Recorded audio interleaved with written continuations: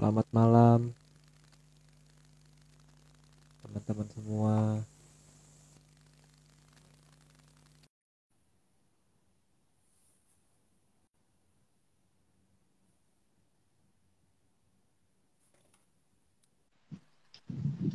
Halo, halo Om. Halo, halo Aryo, maaf nih, aku susah banget masuk ya ini tadi. Atau memang terlambat atau susah masuk ya? Aku Iya tadi, ini berkali-kali nggak bisa. tadi agak terlambat Om. Maaf banget nih. Oh, ya udah. Iya, Tak kirain akunya yang error lagi kayak dulu kan pernah error kayak dulu itu. iya nggak apa-apa Om. Nggak apa. Nih kita sambil nunggu nih Mbak ini ya. Hari ini yang jadi ini Mbak Nani ya Om. Bener ya? Anjani, Mbak Anjani. Mbak Anjani. Ini panggilannya Nani. Ya. Mbak Anjani gitu. Oke. Sambil nunggu. Salamenyan semua. Nih Om, sambil nunggu nih aku punya pertanyaan penting sebenarnya nih Om. Apaan? Ini gambar poster nih sangat menarik nih Om. Nih aku nggak kaget gitu ya ngelihat ada ini mungkin ada wayang mirip wayang Parikesit gitu, mungkin ada wayang Eyang Gareng, Eyang Petro. Tapi kenapa itu yang Petronya megang sesuatu ya Om? Itu megang apa itu Om? Kok Itu kayak pete makanannya, Om? makan kesenangannya Aryo itu. Loh kok aku Om? Makanan, iya, Oh, makanan kesukaannya Aryo itu. Pete kan jadi bawa. Wah, iya, buktinya ibunya Aryo penggemar pete. Kalau aku kan hanya karena terpaksa. oh, terpaksa kenapa tuh Om? Terpaksa karena ada orang jualan kalau nggak dibeli kasihan gitu loh Aryo. Oh iya bener bener bener bener. Menjaga roda ekonomi ya Om. Iya benar menjaga roda ekonomi, membantu pemerintah kan berarti. Iya iya. Membantu apa industri apa masyarakat ekonomi apa tuh namanya penjual peti itu menengah atas atau apa ya kan nggak mungkin atas saya jelas. Sekarang kita tunggu.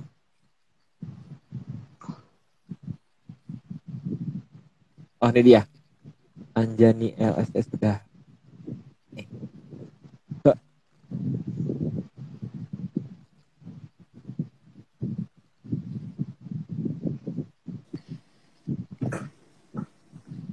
Halo Anjani. Halo, halo Halo, Anjani. halo. Gimana kabarnya? Sehat? Sehat, baik-baik. Baik.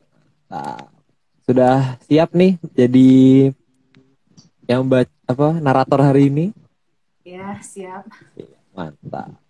Anu dulu dong Oke. Aryo, Apa tuh? open Oh mic iya, Om. dulu. Oh iya. Ini karena ada paksaan dari Om Agung. Paksaan dari Bopo Agung ini kita mau Bopo. paksaan dari Bopo kita mau ini ya. Ini ada satu akun YouTube menarik namanya Open Mic. Wah, ini hostnya juga keren banget dan narasumbernya juga sangat keren dan dan ini menarik ya guys karena kita upload setiap 3 hari ya Om ya. Setiap hari Senin, Ya, setiap Rabu. minggu tiga, setiap minggu tiga, Iya, seminggu 3 video. seminggu 3 video dan itu wah itu sangat ya nggak akan bosen lah dengan pertanyaan-pertanyaannya. Kita baru tadi siang upload apa penyebab badai angin. Nah, bagi yang penasaran, enggak sih, nggak bagi yang penasaran sih sebenarnya. Bagi yang mau tahu apa yang aneh, silahkan ditonton nih Open Mic dan jangan lupa di subscribe dan di komen Dan di siapa tahu bisa bawah. bantuin kita akan jawabnya gimana gitu, karena kita Iya kan nggak benar, tahu. karena kita Open Mic di sini aku sebagai apa ya, juru telat mikir dan pakar ketidaktahuan kita di sini bingung kita. Kalau misalnya bisa bantu-bantu, bolehlah bantu-bantu. Oke, karena ini juga nih Om, udah 88 menyaners yang hadir malam ini, kita langsung aja mulai kali ya. Oke, ya. Oke. Oke. Slide pertama, silahkan Anjani. Yoni adalah lambang dari perempuan dan tempat Tirta Amerta berasal.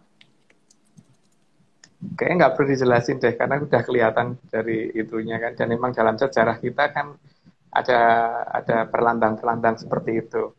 Yuk dilanjut aja. Nah, taruh aku mau nanya Om. Tapi berarti Yoni Ya, itu secara keseluruhan itu yang di bawahnya ini ya. Berarti yang di bawah ini nih, semua ini Yoni berarti itu. Yang ya ini nih pura-pura nggak tahu. bentukmu. Bukan itulah. Waduh. Bukan yang itu. Bukan yang itu, Aryo. Wah, kok pura-pura nggak tahu. Ayo Oke, deh. oke. Pertanyaan berikutnya. Ayo, slide berikutnya kita slide berikutnya. Yoni menjadi sesuatu yang dianggap paling sakral dan sesuatu yang tidak boleh dipermainkan. Yang namanya sesuatu yang sakral memang tidak boleh dipermainkan dan itu pasti ada hukumannya ya kalau mempermainkan itu ya. Nah itu apa? Monggo dilihat dulu ya, karena saya tidak berhak untuk menjelaskan lebih detail lagi. Monggo dilanjut Mbak. Wah, ini kayaknya Om Agung under ini ya, banyak penjagaan ini ya malam ini nih. Gak boleh. Oke, lanjut di slide ketiga. Maka seharusnya perempuan itu adalah makhluk yang harus dijunjung kehormatannya. Perempuan merupakan tempat awal lahirnya manusia. Ya,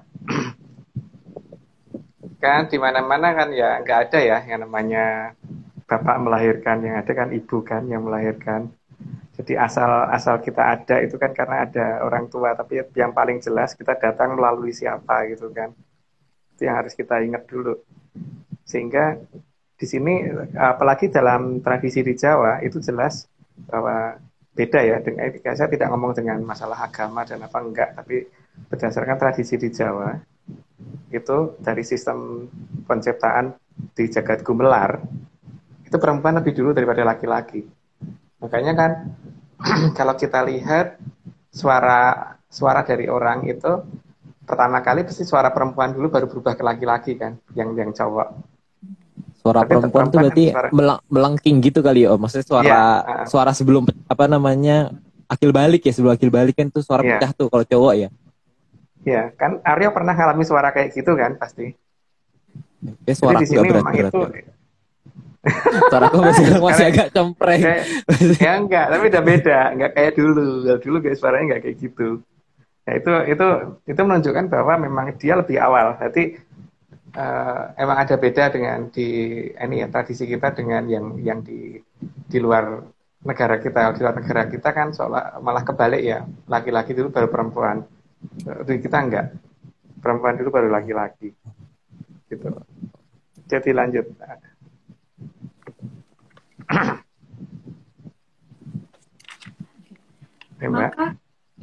Maka kerajaan Ngamarta adalah kerajaan yang dijaga oleh sosok perempuan. Ngamarta sendiri berasal dari kata Amarta atau Amerta, dan selama ini justru tidak tertulis di berbagai cerita. Nah, kayaknya waktu pas pembukaan Babat Ponomarto sendiri kan dari pihak Pendowo itu di Pendowo langsung di bawah di bawah bimbingan dari Dewi Kunti kan, perempuan kan yang ini, bukan Prabu Pandu Dewonotonya, karena Prabu Pandunya sudah pulang ke Kayangan, tapi di sini Dewi Kuntinya yang nuntun para Pendowo supaya berhasil dalam Babat Ponomarto sehingga menjadi kerajaan Amertapura. Oke, lanjut dulu. Karena jamnya juga udah jam segini. Penghormatan di negara kita ditunjukkan dengan menyatakan kota penting pusat pemerintahan sebagai ibu kota, bukan bapak kota. Ya bukan hanya mbah kota juga nggak ada loh. Nenek kota juga nggak ada. Yang ada tuh ibu. Ibu kan itu kan berarti ibu kan sesuatu dalam keluarga yang dianggap oleh anak-anak harus dihormatin kan. Yang dihormati dalam satu keluarga itu bapak dan ibu. Tapi di sini kita tidak pernah menyebut nama kota sebagai kota pusat peradaban itu sebagai nama bapak kota, itu nggak pernah sih. Kita nyebutnya ibu. Ini menunjukkan bahwa ibu itu adalah sosok yang harus dihormati dan berarti di sini perempuan memang lebih awal daripada si bapak. Karena bapak nggak disebut di sini. Ya, lanjut dulu Mbak. Bahkan pulang ke negara kita dianggap sebagai pulang ke pangkuan Ibu Pertiwi. Sekali lagi, bukan ke pangkuan Bapak, tapi pangkuan Ibu. Ya, jadi kalau ada orang ke luar negeri terus pulang, itu biasanya kan disebutnya pulang ke pangkuan Ibu Pertiwi, atau ada suatu wilayah yang tadinya bergabung dengan negara lain atau memecahkan diri menjadi negara lain, bergabung ke wilayah kita, dikatakan kembali ke pangkuan Ibu Pertiwi kan. Itu contohnya pada saat waktu pas perebutan Papua Barat dulu kan juga begitu kan, dikatakan Papua kembali ke pangkuan Ibu Pertiwi, bukan kembali ke pangkuan Bapak Pertiwi. Gitu juga ketika banyak orang Timur-Timur yang pengen kembali ke Indonesia kan juga dikatakannya banyak orang Timur-Timur yang pengen kembali ke pangkuan Ibu Pertiwi, bukan bukan pengen kembali ke pangkuan Bapak Pertiwi. Ya Mbak, lanjut dulu. Bentar, boleh motong bentar Om. Ini aku Ya, lebih penasaran sama patungnya Om. Ini gambar patung ini penasaran nih Om. Ini gambar siapa Om? Apakah gambar Betawi Pertiwi kah atau gimana? itu sedapatnya Haryo. Oh, saya dapatnya. Oh, gambar gambar sedapatnya. Bukan karena kirain. itu. Wah, oh. Oke, Karena kan kita biar lanjut. biar ada gambarnya kan. Kita lanjut. Dalam kehidupan seluruh manusia, biasanya sosok ibu adalah sosok yang paling dekat dengan anak. Ya, karena apapun kebutuhan dan biasanya paling peka. Anak mengalami apa itu biasanya ibunya lebih peka. Misalkan anak menyembunyikan sesuatu apa, mungkin di sekolahan ada masalah atau apa, walaupun nggak laporan, biasanya yang namanya ibu tuh kerasa. Kalau bapak belum tentu, tapi kalau ibu pasti kerasa biasanya, walaupun tidak terdefinisi ya, gitu. Apa Ini Aryo? aku setuju nih Om. Ini karena dulu mamaku agak serem Om sebenarnya. Bisa tahu aku nggak pernah cerita tentang apa-apa, tiba-tiba mama tahu kamu pacaran ya. Itu kan itu kaget. Itu katanya kelambangan kedekatan kita ya Om, bener nggak Om? Iya, Atau jangan-jangan mamaku serem aja, menyeramkan aja gitu bisa tahu. Pak mamaku pacaran sampai ngomong detail loh Om. Kau pacaran sama orang namanya depannya J ya, Jen loh. Terus panik loh, itu panik beneran. Tuh mamaku menyeramkan nih. Itu agak menyeramkan tuh. Hati-hati guys sama ibu tuh, dia sangat peka berarti ini setuju nih, ini valid nih. iya. Valid gitu. Oke, lanjut. Ya, lanjut tuh. Gambarnya. Nah, Seorang ibu akan rela melakukan apapun untuk anak cucunya dan tidak akan pernah meminta balik apa yang sudah diberikannya. ya, yang harusnya memang begitu ya. Tapi kalau misalkan sampai tidak seperti itu tuh aneh gitu. Tapi biasanya memang yang ibu tuh memang seperti itu. Nggak ada yang kemudian setelah ngasih ke anaknya terus minta balik, itu nggak ada. Yang ada malah mau minta apa. Kayak jadi kalau orang tua saya tuh ngasih taunya gini ya. Kalau misalkan mangga, orang tua tuh kayak bijinya mangga itu walaupun tinggal bijinya aja masih dikerokoti itu orang Jawa ngomongnya, masih dihabisin juga gitu, padahal tinggal sampai seperti apa gitu. Ya memang ibu itu pasti pengorbanannya paling besar kalau untuk anak. Oke, lanjut dulu. Seorang ibu pasti akan menerima kembali anak cucunya meskipun sudah diperlakukan tidak baik. Ibu nggak akan pernah tega sama anaknya. Apapun itu yang namanya anak itu, apapun yang diperlakukan seperti apapun pasti akan memaafkan, pasti begitu. Dan pasti dalam kondisi apapun orang yang namanya ibu itu pasti akan mengharapkan anaknya kembali, walaupun di luar sana mungkin lebih senang atau gimana, tapi tetap melihat anak kembali itu akan lebih senang. Jadi walaupun anaknya mungkin pernah menghina seperti apapun, namanya itu nggak akan memikirkan itu, tapi yang penting bisa bertemu anaknya aja tuh udah senang. Lanjut Mbak. Biarpun seorang ibu tidak akan bisa tega kepada anak cucunya, terkadang ada kebijaksanaan di atas itu semua, yang mengharuskan sang ibu terpaksa menutup mata jika anaknya ada yang mendapatkan suatu hal dari tataran atasnya, karena alam tetap harus adil dan gilir gumanti. Ya terkadang bukan hanya itu ya. Misalkan ada anaknya nakal, terpaksa nyubit, walaupun itu terpaksa dilakukan, tapi waktu pada saat nyubit anaknya, walaupun yang merasakan sakit anaknya, tapi si ibu pasti juga ikut ngerasa sakit itu. Tidak akan mencubit aja terus salahmu gitu, nggak bisa. Pasti juga dalam hatinya juga mesti sedih, karena bagaimanapun juga itu adalah anaknya sendiri gitu. Tapi ya gitu, masalahnya kadang-kadang kita harus mengerti bahwa alam itu punya hukum yang lain. Jadi kalau sang anak ini bertindak tidak baik ya, kadang-kadang yang namanya orang tua tidak bisa melindungi ya di situ ya. Oke, lanjut dulu. Segala jenis pakaian, pasti jenisnya akan lebih banyak dimiliki perempuan daripada laki-laki. Ya, itu udah jelas ya model pakaian. Kalau laki-laki paling kan cuman itu aja kan. Kalau perempuan tuh macem-macem gitu loh. Dari mulai yang ketutup semua sampai kebuka semua itu ada semua gitu kan. Jadi kalau cewek cowok kan enggak gitu loh. Gitu ya gitu aja gitu kan. Kalau zaman sekarang kaos, Gitu loh. kaos semua gitu. Kaos Kalau kita kutang-kutang kan semua gitu. Kalau kita kan ini toh satu lemari ya gitu aja gitu modelnya gitu. Kalau cewek kan nggak macam-macam banget gitu. Yang aku tahu mbakku sama adik-adikku dulu gitu. Bentuknya aneh-aneh gitu. Kalau kita kan ya paling kaos, celana pendek, celana panjang, jas, jaket, terus lengan panjang, lengan pendek. Cuman itu tuh Aryo, kalau cowok Iya, nggak iya kalau lebih-lebih cowok. kan. Nih, Anjani setuju nggak kalau misalnya perempuan modelnya juga lebih banyak? Iya, setuju banget. Setuju. Dari yang paling ketutup semua sampai paling kelihatan semua gitu loh. Itu perempuan masih ada. Warna apapun ya, pasti ada warna apapun gitu. Ada, Semua warna warna apapun ada. ada. Bener, Kalau bener. cowok kan enggak. Kalau cowok mayoritasnya warnanya ya warna-warna tua gitu kan. Iya. Jarang. Ya ada sih yang aneh-aneh itu juga ada, tapi kalau mayoritasnya kan nggak begitu. Ini lanjut dulu Mbak. Nih, oke lanjut tuh. Belum di. Secara fashion, perempuan akan lebih banyak modelnya. Itu artinya, yang mengajari berpakaian dengan benar, indah, dan menarik adalah sosok perempuan. Jadi memang pada saat pertama kali menurut versi cerita kita ya. Jadi dulu ketika manusia diturunkan pertama kali berarti sosok ibu yang mengajari cara anak itu berpakaian. Dan sampai sekarang kan masih begitu kan, kalau habis mandi dan sebagainya biasanya ibu yang ngajarin anak untuk berpakaian yang benar. Biasanya loh. Ya walaupun bapak bukan berarti enggak juga, tapi mayoritasnya pasti ibu. Gitu. Oke lanjut Mbak.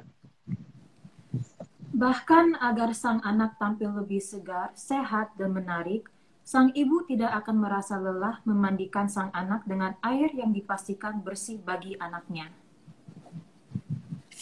Itu sih udah jelas ya, mungkin nggak perlu jelasin lagi. Lanjut deh Mbak.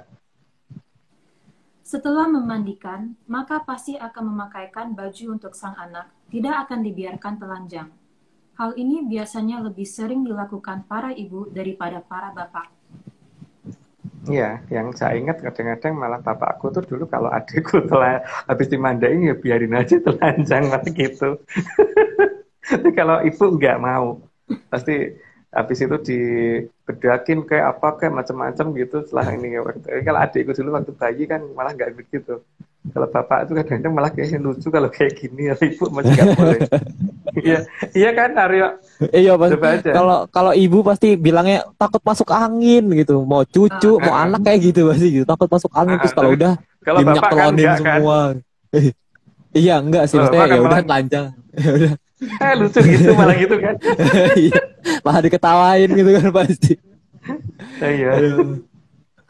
Ayo udah. Oke, kita lanjut lagi nih. Ya, lanjut dulu. Hal yang sama bila diprediksikan akan terjadi pada kesucian air yang ada di aliran air yang dianggap suci. Supaya tidak ternoda, maka pasti akan ditutupi atau diberikan pakaian agar bagian yang dianggap suci tidak terlacak. Ini menyangkut masalah sesuatu yang disembunyikan ya. Karena dikhawatirkan bahwa tempat tersebut akan rusak atau ternoda, maka penutupan itu dilakukan dengan sengaja, jadi bukan dengan tidak sengaja atau tidak alamiah ya. Jadi saya ngomong di sini masalah tidak alamiah, dengan tujuan agar daerah yang dianggap suci tadi supaya tidak terjangkau oleh orang yang kemungkinan justru akan merusak daerah itu, atau bukan katakan merusak, tapi secara tidak sadar bahwa malah akan mengubah pola di sana gitu loh. Gitu. Oke, dilanjut dulu Mbak. Kesucian suatu air amerta harus abadi dan tidak boleh dijadikan bahan tertawaan karena beda kepercayaan, sebab bisa menimbulkan malapetaka. Maka jika memang ada perubahan peradaban, lebih baik aliran suci tersebut ditutupi meskipun masih mengalir. cukup jelas sih harusnya maksudnya di sini bahwa ini ada aliran air suci yang disucikan oleh leluhur, dan leluhur tidak mau ini aliran berubah menjadi sesuatu yang menjadi buruk, dan ini bisa dijadikan untuk dasar kehidupan dari semua makhluk. Makanya ini harus dijaga. Sedangkan karena leluhur itu mempunyai pandangan yang jauh ke depan dan bisa melihat masa depan, makanya di kita itu sampai tidak ada yang tidak mengenal yang namanya future tense dan past tense, semuanya adalah present semua. Orang Indonesia kalau bicara semuanya present, itu menunjukkan bahwa memang pandangan leluhur yang ke depan itu semuanya bisa ya, di masa depan dan di masa lalu itu ada di masa sekarang gitu kan. Sehingga beliau lebih baik ini ditutupi untuk saat ini supaya aliran ini tetap ada. Gitu. Lanjut, Mbak. Air suci harus tetap mengalir supaya kehidupan juga bisa berjalan. Juga agar kehidupan yang baru juga bisa muncul dan terus bertahan, serta segala jenis kotoran bisa dibersihkan. Itu fungsi dari air ya. Tapi yang jelas kan di sini masalahnya ada sesuatu yang benar-benar dianggap suci dan luhur. Makanya ini kenapa saat ini tidak bisa dilihat karena itu ya, karena memang dengan sengaja ditutupi. Karena bagaimanapun juga beliau ini tidak mau ini nggak ada, gitu. Tapi tetap pada saatnya pasti akan dimunculkan, karena di sini yang paling penting adalah ini jangan rusak aliran ini. Oke, lanjut dulu, Mbak. Maka jika Tirta Amerta dikotori, bukan Ibu Pertiwi yang akan bertindak. Banyak peradaban dari tataran atas sampai ke tataran yang sejajar dengan manusia yang akan bertindak. Yang tersinggung banyak gitulah, dapat dikatakan begitu. Sedangkan kalau kita menghitung jumlah kita dibandingkan jumlah mereka ya jelas kalah, karena mereka ada dari berapa zaman, kita cuma ada di satu peradaban, dan itu pun ada di satu hitungan waktu kan, jadi bukan seperti mereka yang ada dalam sekian peradaban dan sekian zaman. Maka lebih baik daripada ini terjadi yang tidak baik, leluhur bertindak untuk win-win solution, ya berarti ini ditutupin dulu aja. Oke, lanjut, Mbak.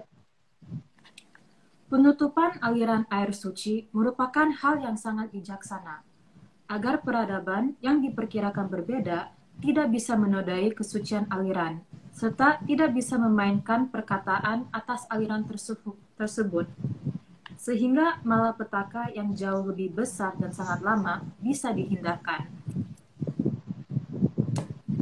Ya, karena mungkin karena ketidaktahuan ya. Kalau ketidaktahuan itu kadang-kadang sesuatu hal orang itu cenderung mencoba-coba gitu kan, mencoba dengan merasa lebih mampu, merasa itu tidak ada, jadi dianggap sebagai bahan lelucon. Nah, itu akibatnya pasti ada. Maka supaya tidak terjadi hal seperti itu, yang dilakukan leluhur adalah menutupi itu yang terbaik. Karena kalau aliran itu terbuka dan terjadi omongan-omongan yang tidak benar, nanti akan ada masalah dengan banyak peradaban. Maka yang terbaik ditutupin dulu supaya tidak dilihat dan tidak dijadikan objek pembicaraan yang tidak baik gitu. Oh, ini berhubungan sama yang tadi berarti Om ya, sama yang ibu itu apa bijaksana itu tadi ya, yang nggak mau sangat baik sama anak-anaknya itu kali Om. Berhubungan sama itu Iya, juga, makanya lebih baik ditutupi itu kan, supaya daripada nanti terjadi masalah sehingga harus ada hukuman, kan lebih baik lebih baik si anak ini nggak tahu kan. Kalau nggak tahu kan berarti dia nggak akan ngomong yang enggak kan. Ya, benar sih, nggak Gitu. salah, betul, nggak salah sih sebenarnya, nggak salah. Wah, baik. Tapi kalau tahu itu ada dua kemungkinan, dia akan makin Ya udah. menghargai atau malah kemudian menghina gitu kan. Atau ya Yang udahlah kedua gitu. yang masalah. Atau ya Atau udahlah, ya ada tiga kemungkinan. Bodoh amat, Ya makin udahlah. menghargai atau malah menghina gitu kan. Itu yang tidak dikehendaki. Yang leluhur kan ketika malah akan menjadi masalah itu. Karena itu diadakan untuk mendukung kehidupan, bukan untuk membuat hukuman, bukan. Maka bukan buat kegaduhan ya Om ya. Iya, maka ditutupin dulu. Oke, dilanjut. Maka peradaban yang berbeda diberi kesempatan terlebih dulu sambil dicermati seberapa besar penghormatan atas air suci dan harkat perempuan sebelum peradaban awal mengambil keputusan untuk melakukan tindakan. Ya, Kalau itu memang pasti ini ya, makanya kan kita dikasih kesempatan dengan adanya mata air, dan mata air itu bagaimana kita perlakukan. Tapi nanti kalau mereka kan sambil melihat perlakuan kita bagaimana, terus perlakuan terhadap perempuan sebagai bagaimana, sehingga mereka bisa mengambil keputusan apakah apa yang akan mereka lakukan di masa depan gitu. Karena mereka walaupun ada di masa lalu tapi bisa bertindak untuk masa depan. Karena bagi mereka apa-apa present kan. Oke, lanjut dulu Mbak.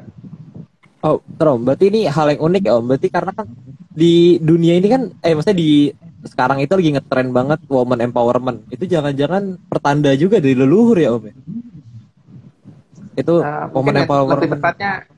lebih tepatnya gini ya. Jadi karena Aryo ngelihat ini ada maling misalkan jam 1 malam akan masuk gitu misalkan. Maka Aryo kan karena Aryo mau pergi sehingga rumah kosong, mending maka kemudian pasang jebakan kan di situ, gitu kan. Bukan berarti apa namanya, berarti kan memang karena sudah memperhitungkan situasi, maka melakukan tindakan di awal-awal sebelum yang akan melakukan hal tidak baik itu tahu, gitu kan. Berarti maksudnya kan kalau sekarang itu kan di dunia kan kayak orang bilang kayak udah mulai kesetaraan gender gitu-gitu kan udah mulai banyak gitu. Berarti itu apakah dari leluhur juga berarti gitu kali ya? Maksudnya salah satu bentuk itu kali gitu atau gimana Om? Semoga begitu ya. Tapi kan masalahnya tetap aja Pak, kalau kita perhatikan di daerah di luar daerah yang dikendalikan sama Sang Hyang Tejo Mantri sama Sang Hyang Ismoyo ini kan, ini ya daerahnya nggak begitu gitu loh. Ya, tapi itu hak mereka kan, karena memang itu hak mereka, bukan kita yang harus mengatur, itu tidak. Semua kan punya pilihan sendiri-sendiri. Tapi yang paling penting kalau di kita itu dulu begitu gitu kan, dulu. Nah, sekarang mau begitu atau enggak ya penting dulu begitu gitu. Wah, menarik. Oke, Karena kita lanjut dulu. Itu gimana Om? ya, karena gini lah ya. Kadang-kadang orang itu nggak ngeh ya. Misalkan seperti orang main sepak bola aja gitu. Dia kan lihat temennya di depan, kemudian bola ditendang ke sana gitu. Ditendangnya itu bukan ditendang ke tempatnya dia persis, tapi ditendang ke kira-kira 5 langkah dia maju ke depan gitu kan. Iya benar setuju. Ya kan, itu kan namanya memprediksi suatu tindakan. Itu kan itu. Tapi ini kan tindakan di jalan jangka waktu yang sangat pendek kan. Kalau luhur kan masalahnya panjangannya jauh ke depan. Jauh ke depan. Beda ya. Jadi di sini bukan memperkirakan sesuatu yang tidak mungkin terjadi, tapi memang beliau tahu itu pasti terjadi. Makanya ya melakukan tindakan sebelum kekacauan terjadi gitu loh. Oke, lanjut. Keren penjelasannya. Dan waktu 500 tahun adalah waktu yang cukup untuk mengamati dan memberi toleransi waktu atas perlakuan terhadap air, sebelum dikenalkan dengan aliran air suci yang disembunyikan. Memang pasti ini ya, apa namanya, kalau kita mau diberi sepeda motor, itu minimal kan mesti kita dilatih naik sepeda dulu kan. Kalau kita sudah dilatih naik sepeda bisa, baru oke, kasih sepeda motor. Atau gini ya, kalau kita mau apa ya, yang paling jelas itu kan supaya bisa merawat sesuatu dengan baik, berarti dikasih contoh yang lain dulu, yang supaya bisa merawat ini dulu, enggak gitu. Sebelum orang bisa merawat taman yang lebih besar, berarti kan coba merawat tanaman 1 pot dulu gitu kan. Kalau 1 pot ini bisa dirawat, berarti nanti sekian pot. Kalau sekian pot bisa dirawat, berarti 1 taman. Kalau 1 taman bisa dirawat, berarti 1 wilayah yang lebih besar lagi gitu kan. Jadi meluar kan seperti itu. Tapi kan ketika 1 pot aja sudah dirusak, ya tidak akan dapat yang sekian pot kan.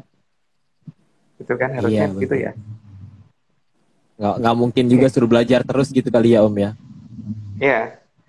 Tapi kalau memang benar-benar sudah tidak mungkin diberitahu ya, berarti akan ada tindakan. Tapi tindakan itu apa, bukan aku yang menentukan gitu. Waduh. Oke, kita lanjut aja dulu. Iya, lanjut dulu. Namun bisa kita lihat sendiri bahwa penghormatan atas sumber kehidupan ternyata memang kurang dipenuhi oleh peradaban kita. Ya dilihat dari ininya kan juga sekarang ini justru pencemaran itu banyak ya, pencemaran tuh di air, bukan hanya di air sih, di udara juga, di tanah juga, dan ya terhadap makhluk yang lain dan sebagainya ya. Makanya dan kita merasa pokoknya dunia ini punya kita sendiri gitu, keseolah begitu. Jadi kalau ada makhluk yang lain itu dianggap cuma nunut gitu kan. Padahal mungkin mereka lebih lama tinggalnya daripada kita. Makanya kadang-kadang kita mendengar kalau orang itu diusir, diusir. Padahal siapa yang duluan tinggal di situ gitu kan. Jadi gimana ya? Karena harmonisasi dengan lingkungan ini sudah sangat jauh. Maka ya itulah yang terjadi. Kita kehilangan banyak hal yang seharusnya itu menjadi patokan kita dalam bertindak ya, karena untuk saat ini kan ya kita orientasinya adalah manusia ya itu harus dituruti apapun gitu loh. Jadi makhluknya itu nurut doang gitu. Begitu kan kalau kita. Kalau luar kita kan enggak, semua itu boleh tinggal, semua itu boleh hidup dan asal semua itu saling mendukung gitu kan, bukan saling menghancurkan, tidak. Saling mendukung, saling melengkapi kehidupan. Karena semua makhluk diciptakan itu pasti ada fungsinya masing-masing bagi seluruh kehidupan. Kita dilanjut dulu. Bahkan bukan hanya limbah yang ada, tapi juga sumber aliran dijadikan tempat sampah raksasa. Hal ini tentu diperhatikan dan akan menjadi bahan pengambilan keputusan oleh peradaban Atlantis. Itu sudah cukup jelas sih menurut aku ya, itu tidak perlu dijelaskan lagi. Monggo dilanjut, Mbak. Maka jangan disalahkan jika 500 tahun ini aliran suci dengan sangat sengaja ditutupi oleh peradaban yang menganggap aliran tersebut suci. Ya, penutupan itu kan memang dilakukan dengan sengaja. Tadi sudah saya jelasin kira-kira kenapa dan untuk apa. Karena beliau masih berpikir bahwa kalau ada satu generasi yang dianggap memang tidak memperhatikan itu, tapi kan di generasi di bawahnya beliau sudah lihat lagi bahwa ada yang membutuhkan itu. Jadi kan jangan sampai ini hilang di satu generasi, sementara generasi yang membutuhkan dia justru malah nanti nggak mendapatkan itu gitu kan. Ya nggak apa-apa ditutupi untuk sekian generasi, tapi generasi di bawah yang lebih banyak itu masih bisa menikmati nantinya gitu. Paling tidak. Lanjut, Mbak. Sebenarnya, kita beruntung karena aliran yang disucikan Atlantis ada di wilayah kita dan mereka jauh lebih menghormatinya daripada kita. Maka sudah saatnya kita juga menghargai dan menghormati aliran tersebut. Itu kan kalau mau ya. Nggak ada yang maksa gitu. Kalau saya sih iya, tapi kan yang lain terserah ya. Itu kan kalau mau gitu. Karena perhitungannya juga bukan dengan kita kan, dengan peradaban lain gitu. Jadi ya monggo itu hak masing-masing. Silahkan untuk melakukan apapun gitu. Yang penting tidak saling memaksa gitu. Oke, monggo dilanjut, Mbak. Salah satu cara menghargai aliran air adalah dengan memberikan wewangian ke air. Maka ajaran untuk memberi wewangian bunga masih mengakar di budaya kita sampai sekarang. Ya makanya kan ada beberapa tradisi namanya larungan. Larungan itu ada larungan di sungai, larungan di muara sungai, larungan di danau, larungan di laut, di teluk, dan yang lain-lain. Itu semua kan pada dasarnya untuk menghargai dasar dari suatu kehidupan yaitu air. Gitu. Dan supaya air itu dijaga bukan kemudian dikotori. Jadi pemberian wewangian itu tujuannya adalah untuk supaya kita nanti ngeh lagi gitu loh, baunya seperti apa sih yang diadopsi itu gitu. Oke, lanjut. Sebelum dibukanya aliran suci, Atlantis telah mengajarkan bagaimana caranya memberi penghormatan kepada air. Dengan cara meminta diadakan larungan sesaji ke perairan laut. Karena aliran yang akan dibuka merupakan segara tanggung atau kanal yang amat sangat lebar. Untuk membiasakannya, maka dijadikan tradisi larungan. Ya, karena dikatakan emang bentuk aliran suci itu bukan 1-2 meter lebarnya, tapi kilometeran, dan kilometernya pun tidak 1-2 kilo, minimal di 8 kilo. Makanya dikatakan Kadyo Segoro Tanggung, atau seperti Segoro samudra ya, samudra tanggung. Maka supaya orang nantinya tidak kehilangan tradisi pada saat itu dibuka, berarti kan karena bentuknya adalah seperti segoro tanggung, berarti ada ombaknya dan sebagainya, dan cukup dengan aliran yang cukup besar dan deras, maka tradisi itu kemudian diajarkan di bagian selatan Jawa terutama, dan di selatan Bali dan sebagainya gitu, untuk menghormati keberadaan yang menjaga aliran tersebut gitu. Maka diadakan upacara-upacara, salah satunya larungan sesaji dan sebagainya itu, supaya kita nanti tidak kaget begitu itu harus ketika itu nanti sudah muncul kembali. Lanjut, Mbak.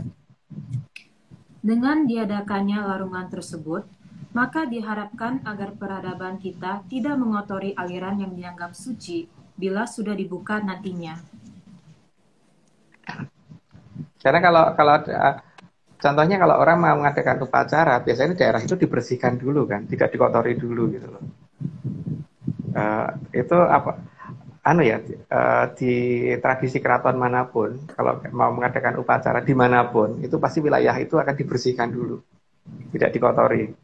Demikian juga kalau tradisi itu akan dilakukan di pinggir lautan atau di tengah lautan atau di perairan apapun, itu berarti daerah itu akan dibersihkan dulu. Nah di sini kan yang dimau leluhur kan yang itu kan, supaya kita tuh terbiasa dengan hal seperti itu dulu gitu loh. Jangan kemudian nanti begitu aliran aslinya dibuka, nanti kemudian kita kayak gagap dengan apa yang harus kita kerjakan gitu kan. Jadi kita diberitahukan melalui tradisi turun-temurun untuk mengadakan sesaji ke Laut Selatan. Karena nanti bentuk ombaknya, jernih airnya dan sebagainya itu hampir mendekati itu gitu kan. Cuman bedanya asin dan air tawar gitu tadi kan. Tapi gede ombaknya, kejernihan airnya dan sebagainya mirip. Oh, berarti nanti mendekati pembukaan itu akan semakin banyak larungan berarti Om ya, atau semakin banyak tradisi itu akan semakin sering muncul lagi berarti ya? Iya. Atau dan sekarang kan disadari apa tidak orang sudah mulai kembali ke tradisi seperti itu ya. Ya memang ada yang tidak mau, tapi kan itu hak mereka. Tapi kan bagi yang mau ya apa-apa gitu kan. Gitu. Ya, terus kalau masalah sesuai pakem dan tidak sesuai pakem itu dari kayak saya beliau sendiri nanti akhirnya mengajarinnya gimana, maksudnya dalam bentuk apa gitu kan. Tapi yang paling penting kan penghormatan terhadap alirannya itu ya. Jadi lihat aja sebelum mengadakan larungan pasti daerah itu dibersihkan dulu tuh Aryo. Yang dimau kan itunya dulu kan. Oke, soal sesuai pakem atau tidak itu nanti secara bertahap akan dibenahi lagi, tapi paling tidak kan kemudian kebiasaan untuk membersihkan pantai itu akan dilakukan pasti. Kemauannya dulu gitu ya, iya, berarti kemauannya keinginannya dulu. Oh iya sih, benar. Kita iya. boleh lanjut nih Om ya. Ya lanjut dulu. Meskipun makna dari larungan saat ini malah sudah bergeser jauh karena penerjemahan filsafat, sehingga makna aslinya hilang tentang bagaimana agar Sang Hyang Amertasari mau datang. Ya, kalau orang banyak mungkin ngomong bahwa kalau mau belajar Jawa, belajarlah filsafatnya dulu. Itu kebalik banget kalau sama saya ya, karena kalau saya melihat filsafat itu membuat kita jauh dari makna aslinya sih. Karena ya itu tadi akhirnya kita hanya berlatih untuk melihat kata-kata indah dan kemudian mengartikan kata-kata itu, dan tapi tidak memahami apa yang ada di lapangan sebenarnya terjadi itu apa gitu kan. Nah, seharusnya kan seperti di gambar ini, bahwa nanti ketika Segoro Tanggung itu dibuka, si Amertasari ini dibuka kembali kan, berarti harusnya kan ujung sana tuh nggak kelihatan gitu. Seharusnya seperti itu kan. Dan ombak itu seperti itu gitu yang mau digambarkan seperti itu. Oke, Oh, dilanjut karena dulu Mbak. karena saking lebarnya ya Om, jadi ujungnya tuh nggak kelihatan mesti gitu. Iya, lebar Ah, sebelah sana sampai nggak kelihatan. oke oke oke. Wah, gede banget berarti ya. Iya. Silahkan dilanjut. Maka untuk simulasi sebelum air suci dibuka dan siap menerima kehadiran Sang Hyang Batari Amartasari dan Sang Hyang Batari Pertiwi, maka jajaran patih di Atlantis yang menggantikan hadirnya dua batari tersebut dengan hadirnya Sang Mahapatih Dewi Kadita bila upacaranya benar. Ya, makanya memang ini ya, mereka juga menilai itu kan, sehingga kalau upacaranya benar ya didatengin, tapi kalau upacaranya nggak salah ya dicuekin. Nah, dan juga ada beberapa ciri khas kalau diterima itu biasanya kembang yang dilarung dan sebagainya itu akan ke tengah laut dan menghilang. Tapi kalau misalkan ditolak ya akan berceceran berserakan di sepanjang pantai. Itu berarti ditolak. Kalau diterima pasti ke tengah. Atau mungkin bagian ini diterima, bagian yang lain ditolak. Ini kelihatan yang diterima apa, yang ditolak apa kelihatan. Tapi mayoritas sekarang itu perhatiin deh, kalau larungan kembali ke pinggir pantai lagi atau ke tengah. Ke tengah itu bukan karena didorong loh ya, tapi diambil oleh ombak dan kemudian tidak dikembalikan lagi lah, itu baru diterima seperti itu. Oke, lanjut dulu Mbak. Sang Mahapatih Dewi Kadita ini biasanya berpakaian hijau pupus dan sangat cantik, sehingga kadang dianggap sebagai Maharatu Kidul, padahal beliau adalah Sang Mahapati, karena Sang Maharatu selalu berpakaian keemasan, bukan hijau. Ya, nama ratunya kan Gilang Kencono nih, Mas Gilang Kencono. Gilang itu kan mengkilat, Kencono itu emas. Jadi bukan berpakaian hijau pupus. Tapi Mahapatihnya iya. Dan Mahapatih Dewi Kadita itu putri dari kerajaan yang ada di daerah Jawa Barat. Jawa Barat di posisinya mungkin nggak perlu dibuka di sini ya, tapi yang jelas saat ini yang bertugas untuk menerima, untuk menyatakan bahwa itu betul dan tidak kalau ada orang larungan yang kemudian mendatangi itu adalah beliau. Saat ini begitu. Tapi emang ya cantik banget ya, jangan kaget kalau ketemu beliau itu ya. Karena ya kalau dan bukan berperawakan seperti orang yang dewasa banget itu enggak, just gimana ya? Pokoknya kelihatan muda dan cantik tapi tegas gitu loh. Jadi juga enggak ini. Enggak kelihatan seperti ibu itu enggak. Jadi kalau dikatakan ibu mungkin nesu malah mungkin malah marah. Umur 20 kayak kelihatan kayak orang umur 20-an kuliahan gitu kali ya Om ya. Ketuaan. Ketuaan. 20 ketuaan ya. Wow, okay. Ketuaan nanti yo. Wah, berarti Kelihatan masih sangat muda kok. Oh ya, berarti ini aku mau notes penting ya berarti ya. Jadi kalau misalnya beliau hadir bentuk apa, maksudnya menggunakan pakaian hijau pupus, itu berarti Dewi Kadita gitu ya, berarti Sang Mahapatih Dewi Kadita gitu. Sedangkan kalau berpakaian emas, dia Sang Mahoratunya. Iya. Gitu. Oh. Itu versi kita ya. Kalau orang lain kan boleh berkata lain kan. Oh iya betul. Boleh berkata lain. Jadi kalau kita ngomongnya begitu. Oke. Berarti itu salah satu ini ya, berarti salah satu pembeda yang paling jelas ya Om ya. Gitu ya, yang bisa membedakan keduanya. Ya. Karena yang namanya Gilang Kencono itu kan, Gilang itu mengkilat, Kencono itu emas. Mana mungkin emas warnanya hijau pupus ya kan? Mana mungkin emas warnanya hijau gado? Enggak mungkin kan? Kan enggak mungkin dikatakan Gilang Kencono kalau nggak mungkin dikatakan Gilang Kencono kan kalau warnanya hijau pupus. Iya sih, benar ya. Setuju. Nah, ya. Harusnya dari itu udah kelihatan. Tapi kan masing-masing orang boleh berpendapat lain ya. Oke, lanjut nih. Bila upacara dilakukan dengan benar, maka dapat dipastikan Sang Mahapati akan hadir, dan itu seharusnya terlihat nyata, bukan hanya astral. Dan karena mereka masih hidup, jadi mereka bukan hantu gitu loh. Kalau hantu ya itu astral, tapi kalau ya itu makanya kalau misalkan datang ya datang gitu. datang ya wujudnya ya ada, ya bisa dilihat. Bukan hanya yang lihat cuma satu dua orang, ya tidak. Harusnya semua yang ikut upacara itu bisa lihat semua, bukan satu dua orang. Harusnya begitu. Karena ya yang kita alami kan begitu tuh Aryo. tidak seperti itu kan.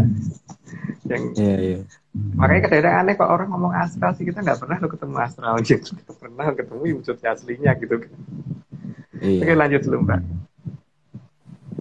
Jadi bukan hanya efek alam saja yang terlihat, karena kalau hanya efek alam, maka berarti yang datang hanya di tataran prajurit.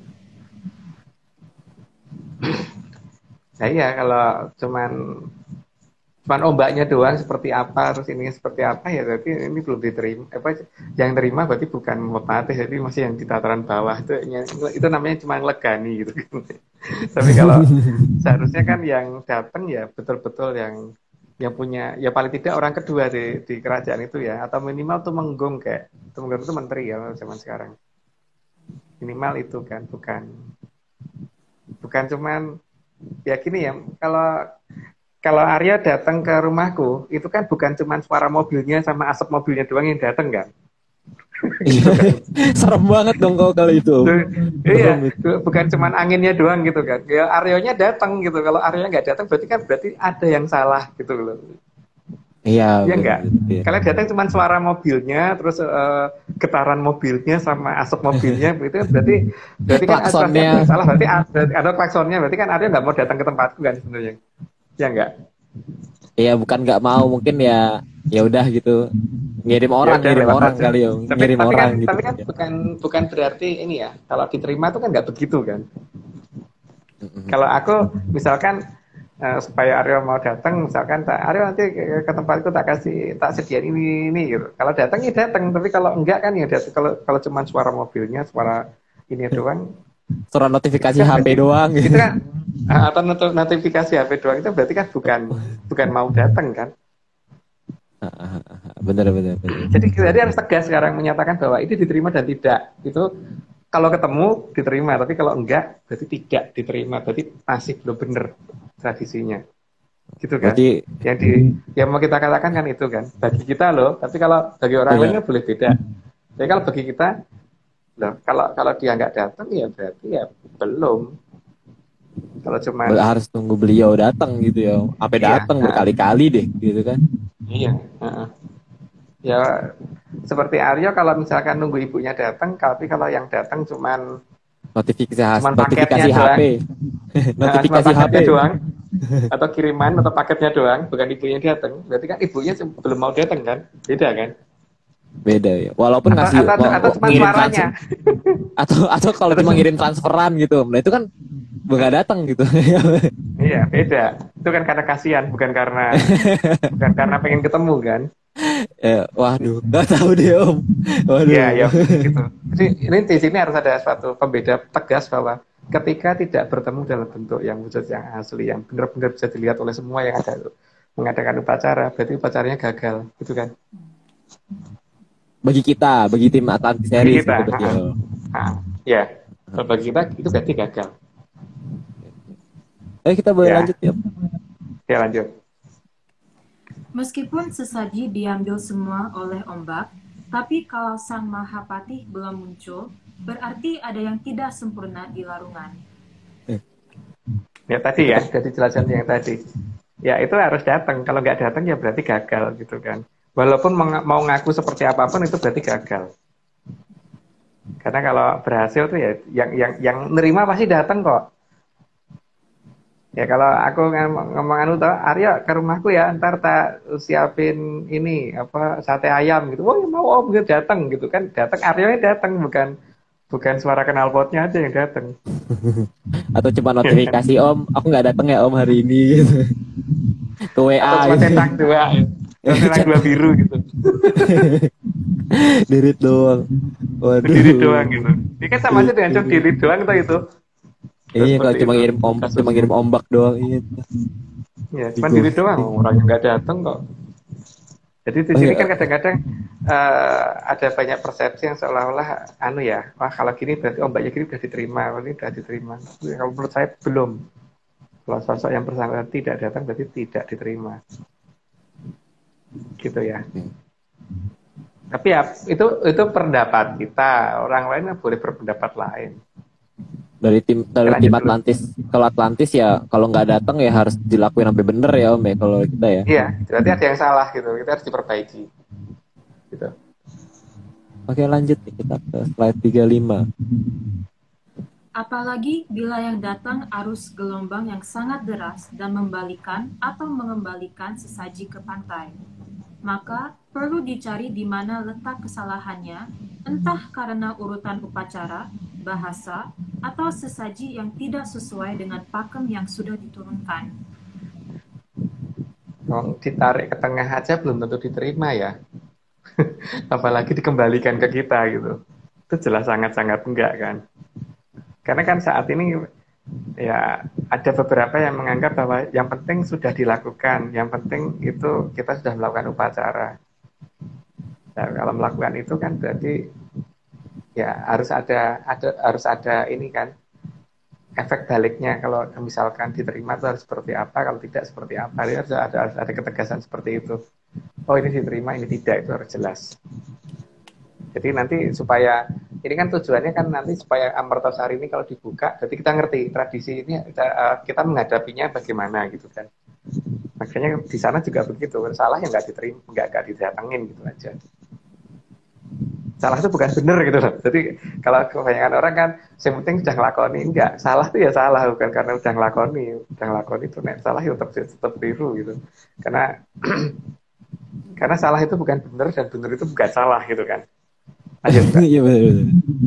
Gitu kan Mas memang itu. Iya benar. Kita lanjut 36. Karena jika diterima dengan benar, maka ombak justru mereda, sesaji ditarik air laut ke tengah dan menghilang. Meskipun saat itu arusnya berlawanan dengan arah sesaji.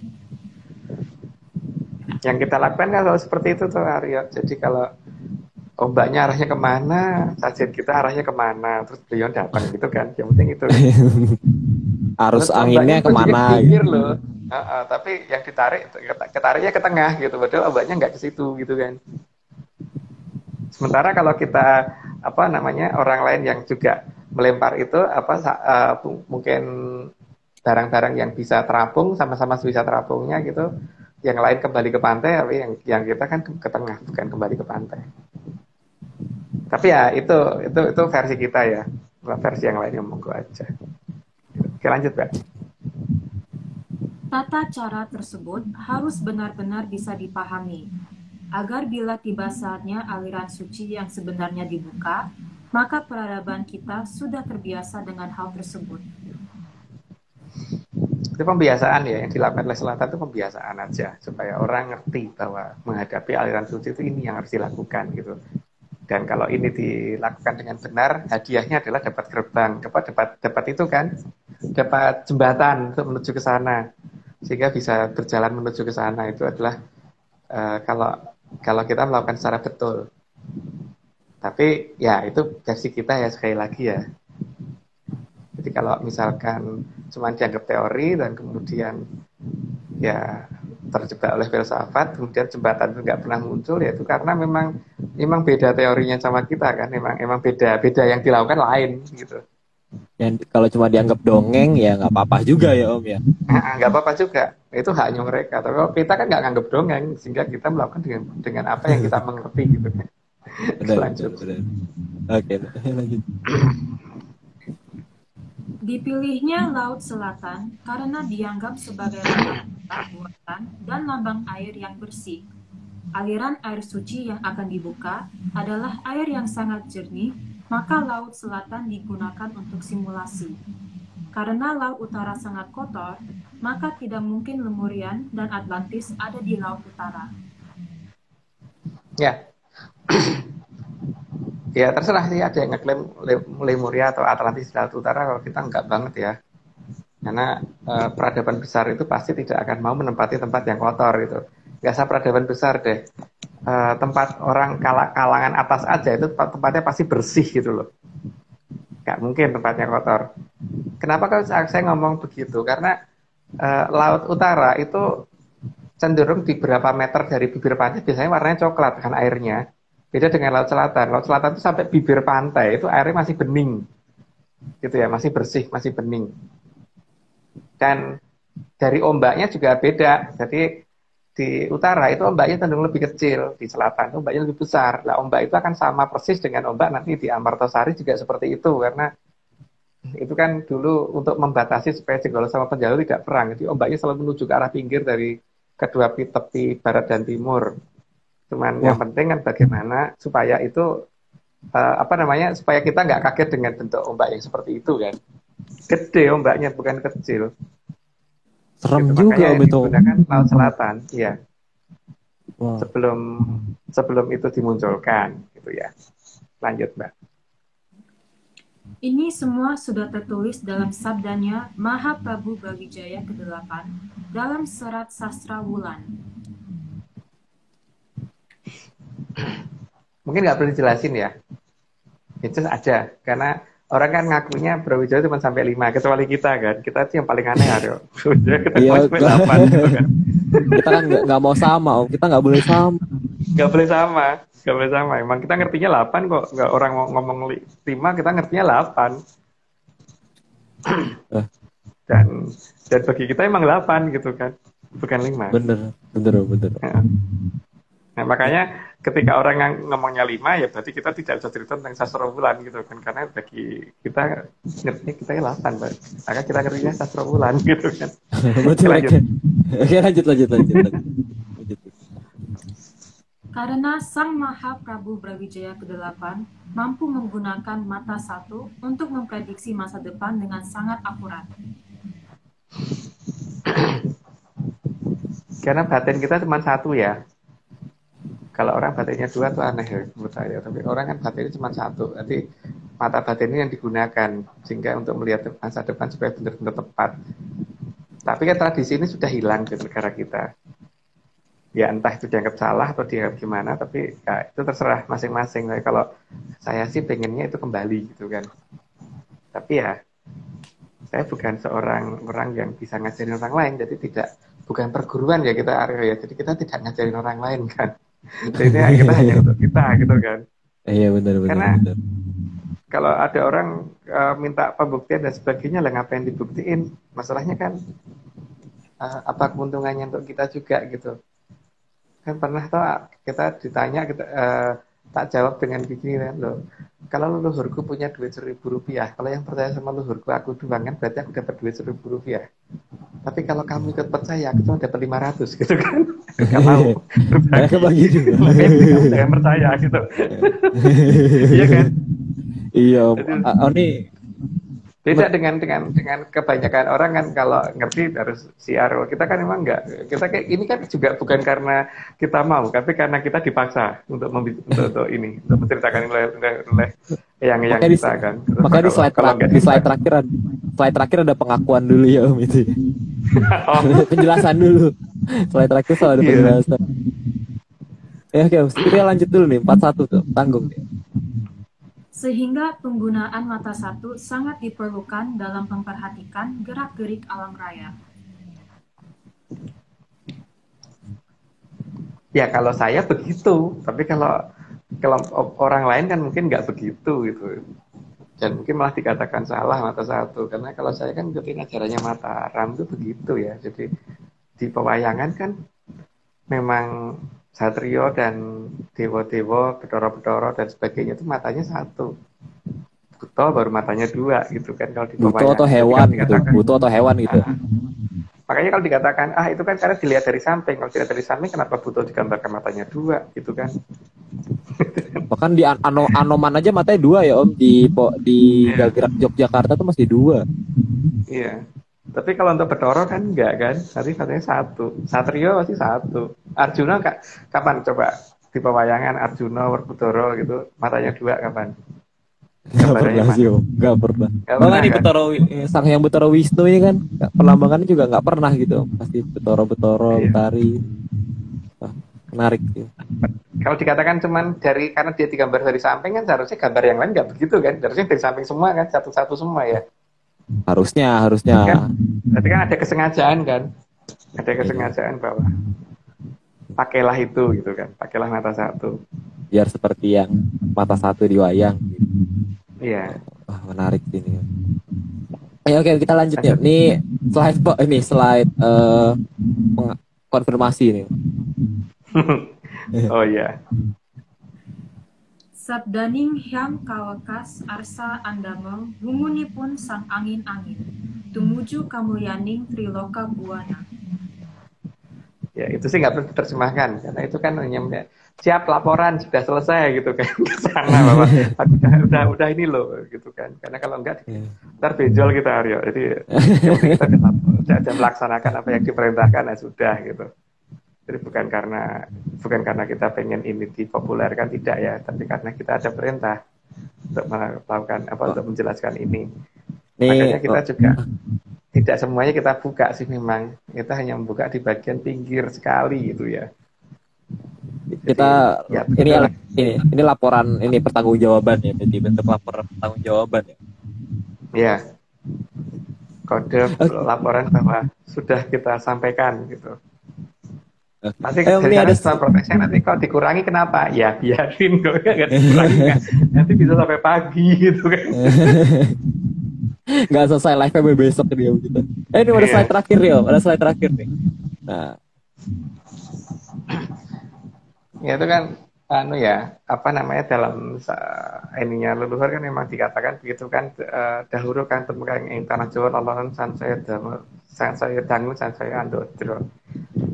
Ya diartikan sendiri aja. Kalau masalah akan jumedule kumambange watu hitam sama kumambange watu hitam sama sileme perahu gabus tuh memang nanti akan terjadi, tapi itu apa ya, monggo diperhatikan aja. Kalau lambang tiga kerajaan sudah jelas ya. Lambang tiga kerajaan sudah jelas. Kalau kiri bawah itu kan peringatan dari kita dari lama ya, bahwa hati-hati dengan daru beksi. Semoga sudah pernah diperhatikan dan hati-hati dengan itu gitu aja. Karena ini nanti yang paling berbahaya itu. Tapi ya dianggap gak berbahaya gitu nggak apa-apa kok. Oke Arya, gitu dulu ya kayaknya. Ada. Oh ya Pak Marius mungkin minggu depan sudah mulai bisa aktif mungkin minggu depan. Saat ini karena kesibukan beliau belum bisa jadi host lagi. Jangan kesibukan dong Om. Ya. Bukan kesibukan aja. Kesibukan aja gitu. Oke, kesibukan aja. Kesibukan. Dia bukan sakit ya, tidak sakit tidak. Emangnya benar-benar lagi nggak bisa jadi host gitu. Tapi minggu depan mungkin sudah bisa lagi. Gitu. Terus untuk minggu depan masih tentang rentetan tentang cerita ini. Tapi mungkin makin lama makin mendalam tentang apa sih aliran Amertasari itu apa, terus kemudian kenapa sih itu nanti harus muncul dan untuk gunanya untuk apa, di mana, buktinya apa, nama wilayahnya apa saja yang menandai itu nanti ada. Sang Puspotajem berarti nggak selesai-selesai nih Om kayaknya nih Om. Panjang Sekali nih kayaknya. Terus kenapa berubah menjadi nama Berantas, terus ada nama di zaman kerajaan apa, dan itu ada apa aja. Ada nama apa aja yang ditinggalkan oleh Kuripan, apa aja yang ditinggalkan oleh Jahanapura, apa aja yang ditinggalkan oleh kerajaan-kerajaan yang lain, termasuk Majapahit dan sebagainya. Menarik banget. Iya. Oke ya, jadi ini masih satu rentetan, cuman karena yang sampai ke kita itu kan kemarin udah sampai lebih dari 300 episode, makanya kita bingung. Aku lupa sampean besok itu tepatnya yang apa, pokoknya yang penting masih rentetannya ini. Cuman saya minta ke Mas Mogo untuk di-cut, jangan sampai 300 lah, kan ini pasti capek pada dengerin itu mulu gitu kan. 300. Waduh. 300 slide pasti Mas, 300 episode, satu episodenya rata-rata 40 sampai 50 saya kan capek Aryo. Mending diambil bagian apa aja yang penting dah gitu. Jadi minta kalau bisa di berapa gitu aja, jangan sampai 300 untuk masalah Puspotajem ini. Oke. Gitu. Oke. Kita sudahi malam ini ya Om ya. Ya. Makasih Anjani. Makasih Om. Makasih Nani. Ini Nani katanya lagi kuliah di Kanada ya? Iya, lagi online. Aduh. Oh online. Wah, angkatan online kita nih berarti sebelum kita angkatan online. Sedih banget ya angkatan online. Di ngambil jurusan apa? Nani di Psikologi. ngambil psikologi. Iya. Oh, Menarik ngikutin nih. ibunya ya. Iya. Ngikutin ibunya ya psikologi. Iya. Iya. Wah, Hmm. seru ya Nanti kalau menganalisa. Aryo sakit jiwa berarti juga profesor. Boleh tuh. Boleh. Kan kita Lagi. di open mic bikin bingung orang kan. Jadi kita mungkin kalau bingung nanti butuh psikolog gitu. Butuh psikolog nih, butuh psikolog. Biar biar jadi juru nggak telat pikir gitu. Aduh. Kacau, kacau.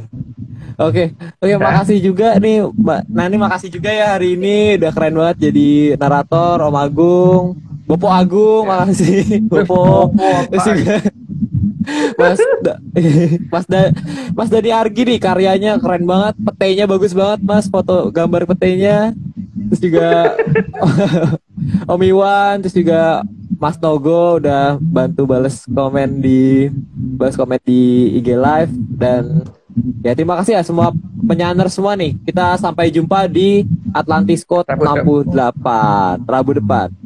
Oke. Ya. Terima kasih semua. Salam menyan. Salam menyan.